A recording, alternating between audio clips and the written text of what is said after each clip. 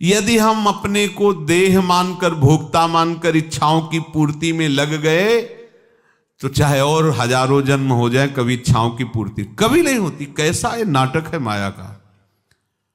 रोज 3 बार भोजन पाते फिर भी इच्छा नहीं मिटती।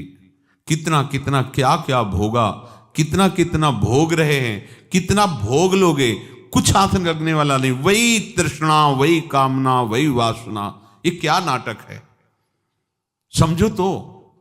कैसे हमारे समय को नष्ट किया जा रहा है, समझो। ये माया की चाल देखो, अविद्या की चाल देखो। कभी हमारे अंदर तृप्ति का अनुभव ही नहीं हो रहा। भोग भोगते भोगते कितना समय नष्ट हो गया, फिर भी हम उसी भोगों का चिंतन, हाथ कुछ नहीं लगा। वही वासना, वही तृष्णा, वही काम। थोड़ा तो समझो, कोई हमें छल रहा है, कोई हमें ठग रहा है।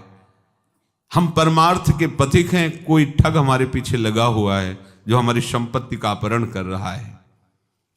बटोहिया काश होवे, तोरी गठरी में लागे चोर, बटोहिया काश होवे। ए काहे को तू प्रमाद स्थिति में है। देख, काम क्रोध लोभ मोह मद मत्सर ये तुम्हारे श्वासों को नष्ट कर रहे हैं, समय को नष्ट कर रहे हैं। भगवत भजन जिन वृत्ति से करना चाहे उन वृत्तियों को लूट रहे हैं, विषय चिंतन करा रहे हैं। ये इच्छा ही हमारी दुर्गति का कारण है।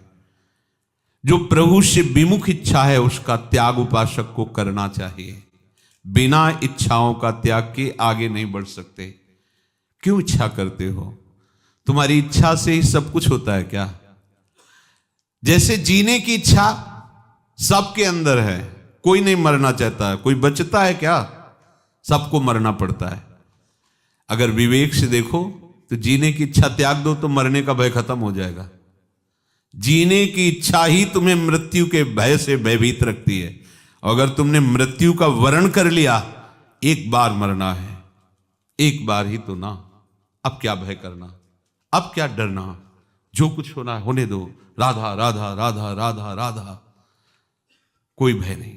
अगर एक निर्भय हो जाए तो हजारों को गिरा सकता है, हजारों को नष्ट कर सकता है। बस वो एक सोच ले कि मैं मरा, आखिरकार मरना ही तो है ना। तो हजारों को इसलिए परास्त करे, वो बचने की उद्देश्य है। जो मरने के उद्देश्य से खड़ा हो जाता है उसका जोड़ कोई नहीं होता, क्योंकि उसने ठान लिया है मरना ही है ना, एक बार मरना है ना, जब तक श्वास रहेगी हम तुम्हें परास्त करेंगे। साधक को ऐसा ही सूरवीर योद्धा होना चाहिए। मृत्यु का भय तभी हमें डरा रहा है जब हमें जीने की इच्छा है। हमें कोई भी कभी भी दुख नहीं दे सकता। हमें सुख की इच्छा है, इसलिए सब दुख ही दुख मिल रहा है। हमें अनुकूलता की इच्छा है, इसलिए प्रतिकूलता हमें बुरी लग रही है। आप जीवन मुक्त होने के लिए आए हो, इन छोटी मोटी बातों में फंसने के लिए नहीं। ये वस्तुओं की इच्छा, जीने की इच्छा, सुख की इच्छा, अनुकूलता की इच्छा, यही तुम्हारा बंधन है। समझो, यही बंधन है। इसी को त्याग दो, अभी तुम महात्मा हो जाओगे, अभी तुम परमहंस हो जाओगे। परमहंस का किसी भी द्वंद्व का कोई प्रभाव नहीं, कोई सुख दुख का प्रभाव नहीं, जन्म मृत्यु का प्रभाव। कैसा परमानंद होगा, सोचो कैसा परमानंद होगा जब कोई भय नहीं, कोई इच्छा नहीं, कोई राग नहीं।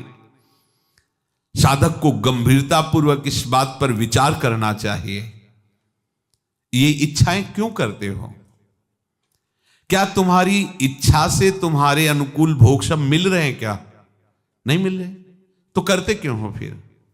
जैसे बिना इच्छा के दुख, प्रतिकूलता, निंदा, अपमान आ ही जाता है, ऐसे ही बिना इच्छा के तुम्हारे सामने अनुकूलता, सुख, भोग आदि आ जाएगा।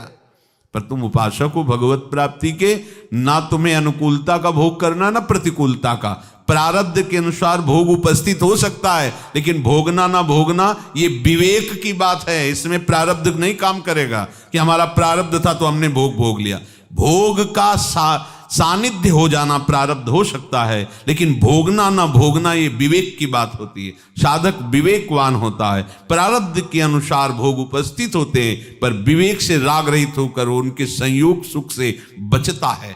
क्योंकि संयोग सुख से यदि बचने की सामर्थ्य विवेक में ना होती तो कोई भी भगवत प्राप्ति नहीं कर सकता था। सब पशु की तरह आए हुए प्रारब्ध का भोग करके नवीन जन्म की भावना में विचरते रहते। इसका मतलब मनुष्य शरीर में एक सामर्थ्य है जिसका नाम है विवेक। आए हुए प्रारब्ध भोग से बचाने की सामर्थ्य है उसको। शरीर में दुख है पर वो विवेक से बच रहा है। कोई मैं शरीर थोड़ी हूं, इसका ने पाप किया है, भोगे, राधा राधा राधा राधा।